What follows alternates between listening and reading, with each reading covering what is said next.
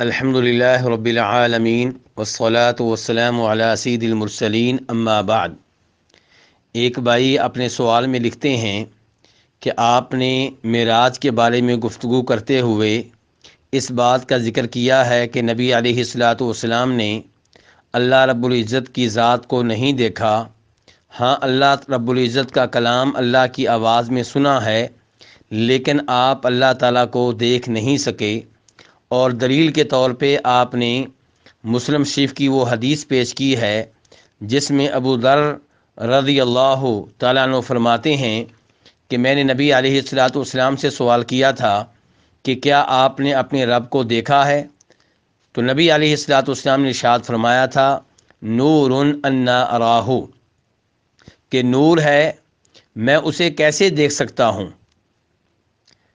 تو بھائی کہتے ہیں کہ آپ نے یہ حدیث پیش کر کے نبی علیہ الصلاۃ والسلام کے اللہ رب العزت کو دیکھنے کا انکار کیا ہے، اور وہ حدیث آپ نے چھوڑ دی ہے جو اس کے فوراً بعد مسلم شریف میں موجود ہے۔ اور وہ کچھ یوں ہے کہ ابو ذر رضی اللہ تعالیٰ عنہ کہتے ہیں کہ میں نے نبی علیہ الصلاۃ والسلام سے سوال کیا تھا کہ کیا آپ نے اپنے رب کو دیکھا ہے؟ اور آپ نے فرمایا تھا رأیت نورا، میں نے ایک نور دیکھا ہے۔ تو سوال کرنے والے بھائی کہتے ہیں اس حدیث سے معلوم ہو رہا ہے کہ نبی علیہ الصلاۃ والسلام نے اللہ رب العزت کو دیکھا ہے۔ تو گزارش یہ ہے پہلے نمبر پہ کہ جو حدیث بھائی نے پیش کی ہے اس سے یہ نتیجہ نکال لینا کہ نبی علیہ الصلاۃ والسلام نے اللہ رب العزت کو دیکھا ہے، یہ بڑی عجیب بات ہے، کیونکہ ابو ذر کہہ رہے ہیں کہ جب میں نے آپ سے سوال کیا کہ کیا آپ نے اپنے رب کو دیکھا ہے، تو نبی علیہ الصلاۃ والسلام نے ارشاد فرمایا رأیت نورا، میں نے ایک نور دیکھا ہے۔ آپ نے یہ نہیں کہا کہ میں نے اللہ تعالیٰ کو دیکھا ہے، آپ نے یہ نہیں کہا کہ میں نے اسے دیکھا ہے، تو آپ نے تو کہا ہے کہ میں نے ایک نور دیکھا ہے، اور اس نور کی وضاحت اس حدیث سے ہو جاتی ہے جو اس کے بعد ہے۔ اس حدیث میں نبی علیہ الصلاۃ والسلام ارشاد فرماتے ہیں کہ حجابہ النور، اللہ رب العزت کا جو حجاب ہے، اللہ رب العزت کا جو حجاب ہے وہ نور ہے۔ تو نبی علیہ الصلاۃ والسلام نے اس نور کو دیکھا ہے، اس میں یہ نہیں آیا کہ آپ نے اللہ رب العزت کو دیکھا ہے۔ اور پھر نبی علیہ الصلاۃ والسلام کی کسی حدیث میں اگر کوئی ابہام ہو، کوئی اجمال ہو، تو اس کو آپ کی دیگر احادیث کے ذریعے حل کر لینا چاہیے۔ چنانچہ ام المؤمنین عائشہ رضی اللہ تعالیٰ عنہا فرماتی ہیں اس حدیث میں جسے امام بخاری رحمہ اللہ روایت کرتے ہیں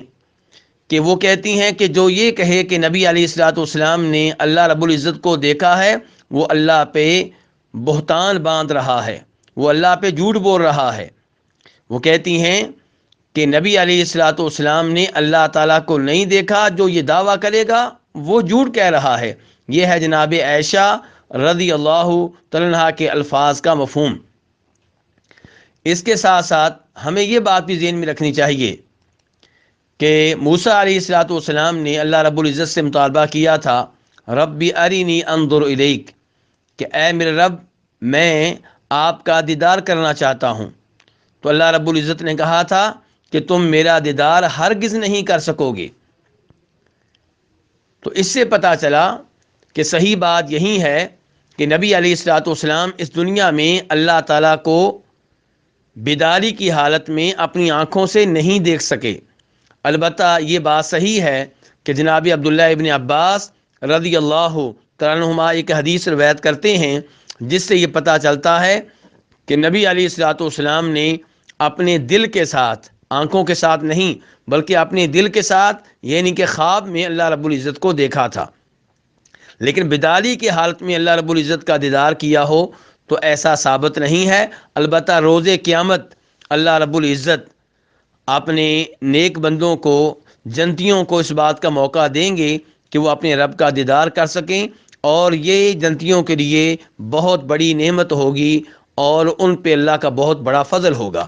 اللہ تعالیٰ فرماتے ہیں وجوہ یومئذ ناظرہ الی ربہا ناظرہ، اس دن کئی چہرے تر و تازہ ہوں گے، وہ اپنے رب کو دیکھ رہے ہوں گے، اپنے رب کا دیدار کر رہے ہوں گے۔ اور اسی کی طرف اللہ رب العزت نے اشارہ کیا ہے ایک اور آیت میں کہ للذین احسنوا الحسنى و زیادہ،